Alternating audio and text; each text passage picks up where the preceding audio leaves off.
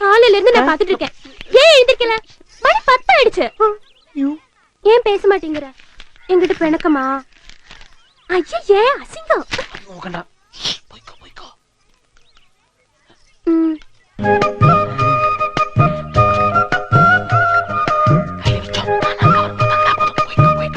ഒട്ടും വാങ്ങാൻ പോക മാട്ടേൻ.